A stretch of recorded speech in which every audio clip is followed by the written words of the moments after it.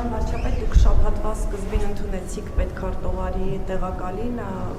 հաղորդագրությունից կառավարության նաև հայտնի դարձավ, որ աշխատանքային խմբերը Թրամփի ուղու իրականացման շուրջ աշխատում են, նաև պարզ դարձավ, որ այնտեղ արդեն համակարգողը, ոնց որ խումբը ղեկավարողը ամերիկյան կողմից պետքարտուղարի տեղակալի օգնականն է։ Կխնդրեի հստակեցնեիք հայկական կողմում ով է ղեկավարում աշխատանքային խումբը, որ գերատեսչություններն են ներգրավված կամ որ պաշտոնյաները եւ եթե տոկոսայինով գոնե ասեք ծրագրի հետ կապված ինչ տոկոսն է դեռ մշակվել, կարող եք մի քիչ մանրամասնել։ Դե գիտեք, այդ ծրագիրը այնքան մեծ ծրագիր է, որ տոկոս ասելը շատ դժվար կլինի։ Ծրագիրը մշակվում է, ես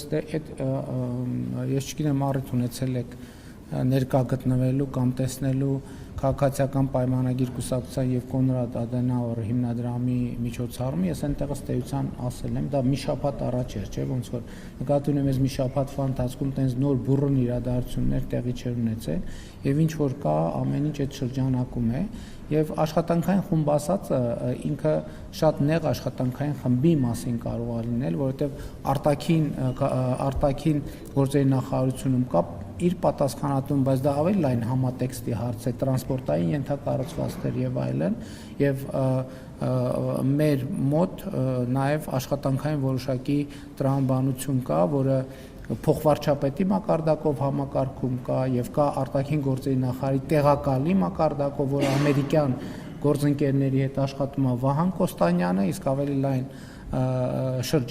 համակարգումը ավելի, որը ոչ միայն դրան է վերաբերվում սահմանազատում, ենթակառուցվածքներ եւ այլն, փոխվարչապետ մեր Գրիգորյանը։ Պարոն վարչապետ, վերջերս մի էդ է որոշում էր կայացրել մարտի 1-ի գործով եւ ըստ էության արձանագրել էր, որ պետությունը այդ ժամանակվա իշխանությունը Ռոբերտ Քոչարյանի գլխավորությամբ մեղավոր է մարդկանց կյանքի իրավունքը խախտելու մեջ եւ ըստ էության